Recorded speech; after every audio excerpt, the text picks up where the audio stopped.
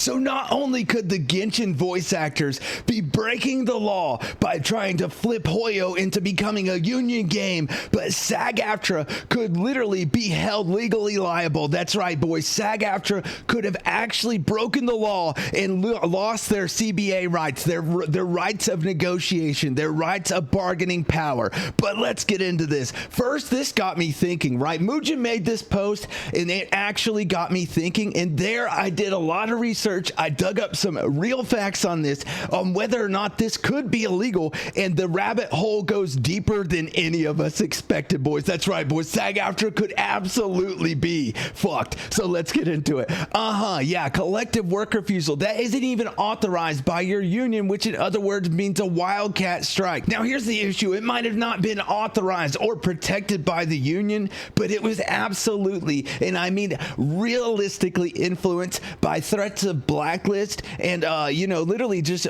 threats of disciplinary action if they did not take part in it. So this is where it gets a little spicy. So illegal under US law. UK voice acting industry is about to experience an unprecedented boom, and they have people like this to thank. That's right, boys. This is Sean Chiplock being requoted by Kaylee Mills of all people. Kaylee the professional Mills, baby. Kaylee the right side of history Mills. You guys know her, the one that's always crashing out on voice actors for literally not, just agreeing with her opinion all the freaking time. Sean Chiplock literally saying, just getting this out of the way so folks can share when people inevitably start asking. No, the SAG AFTRA strike ending does not mean that the Genshin cast strike is also over. Genshin is non-union and SAG's contracts have no say in it. The cast strike is an independent collective work refusal. Now you see themselves trying to separate the collective work refusal, quote unquote, wildcat strike from SAG AFTRA already. They weren't trying to do that beforehand. They were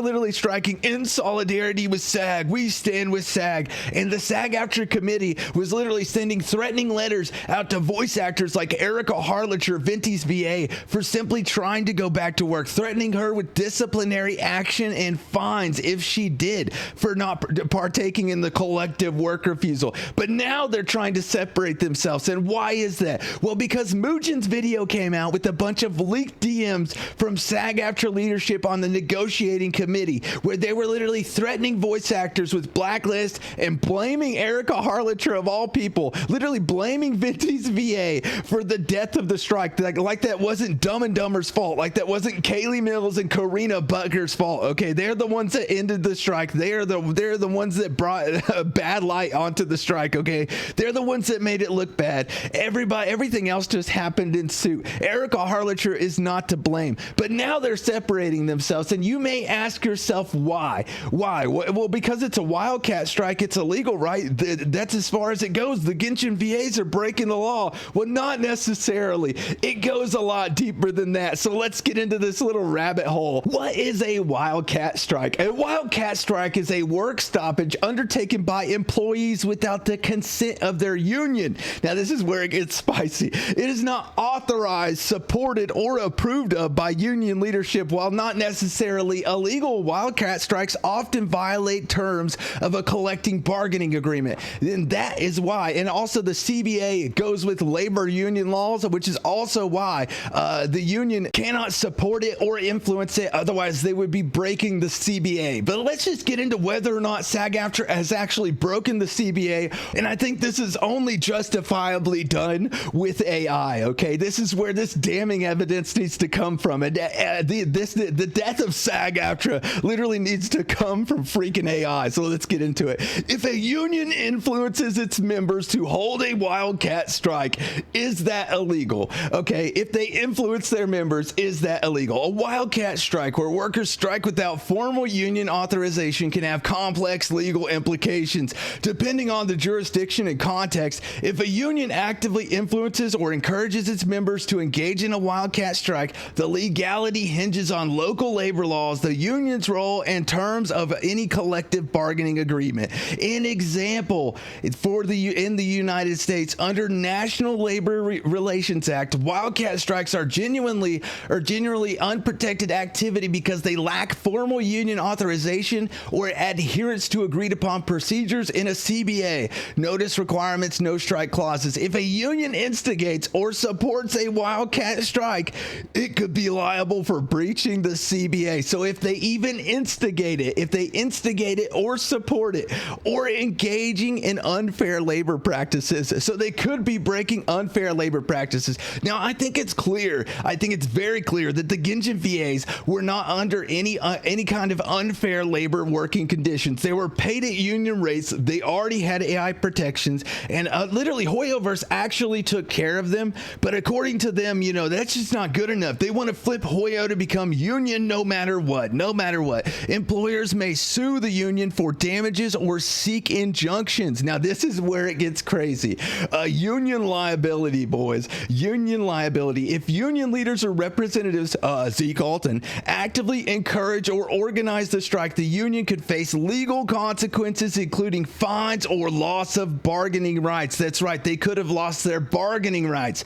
However, if individual members act independently without union direction, the union may avoid liability. Now, you could say Zeke Alton, even though he's on the negotiating committee, was acting alone, but then why was every other union member literally receiving threatening letters? And also, the majority of them were reporting their own colleagues that were FiCore members just for trying to do what their contract allowed them to do, which was work at Genshin during the collective work refusal. Now, that is not acting independently. That is union direction. It doesn't necessarily need to be just leaders. It can be a leader and a bunch of members that are forcing the majority of members that are forcing the union into a certain direction.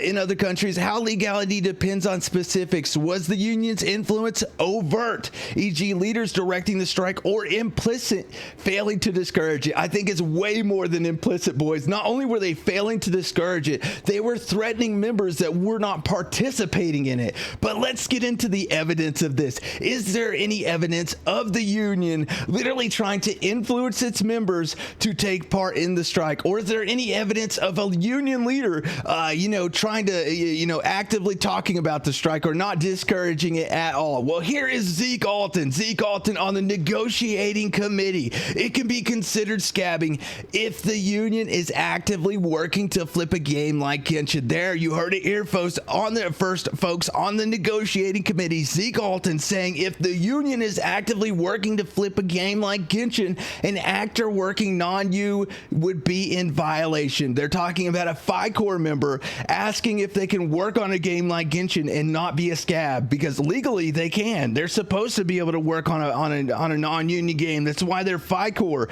But according to Zeke Alton, that's still scabbing.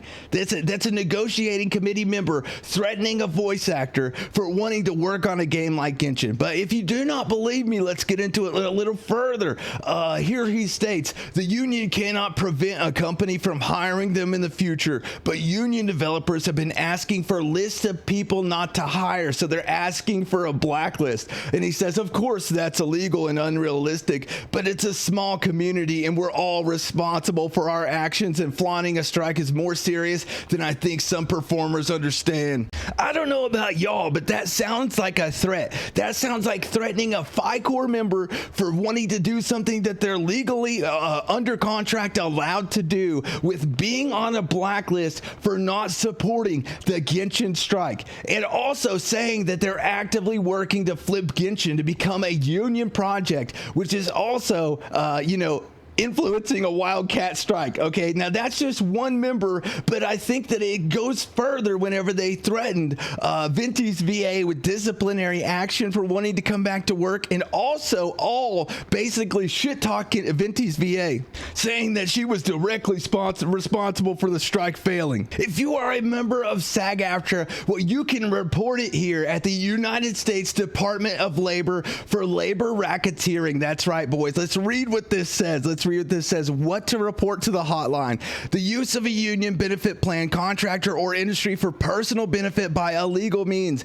This abuse may take the form of collusive arrangements between union officials and employers that occur at the expense of union members, or corruption within the union themselves. That would be Zeke Alton literally being a board member of an AI company and also on the negotiating committee of SAG AFTRA, and them signing an agreement with one another to use that company for for AI voice acting. Now, if you think that that is wrong and you are a member of SAG AFTRA, well, you can report it here at the Office of Inspector General, United States Department of Labor. It also occurs when organized crime groups infiltrate unions. Now, this also might be happening, boys. This really might be happening because the SAG AFTRA is a mafia. And in here, internal union corruption, criminal abuse of union power, extortion, improper collective bargaining agreements, which is literally another one, false reports on URSA required documents, the involvement of a member or associate of a traditional or non-traditional organized crime family group or a subject with a felony or criminal history in a union,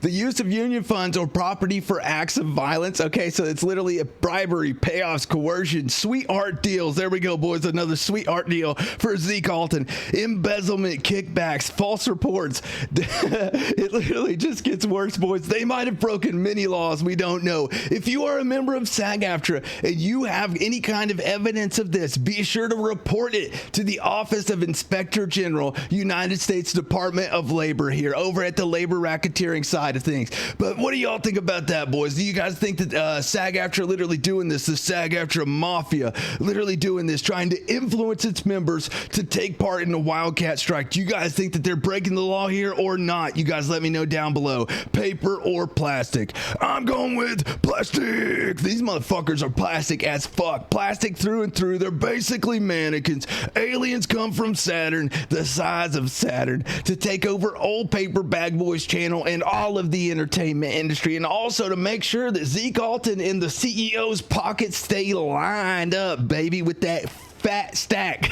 of cash, you know what I mean? Anyways, boys, I love all of you. I don't know what's going to happen with this video. It could get reported. It could get mass dislikes. So make sure that you like, comment, and subscribe. I don't know. I love all of you, boys. That's it for me. GG's. Peace.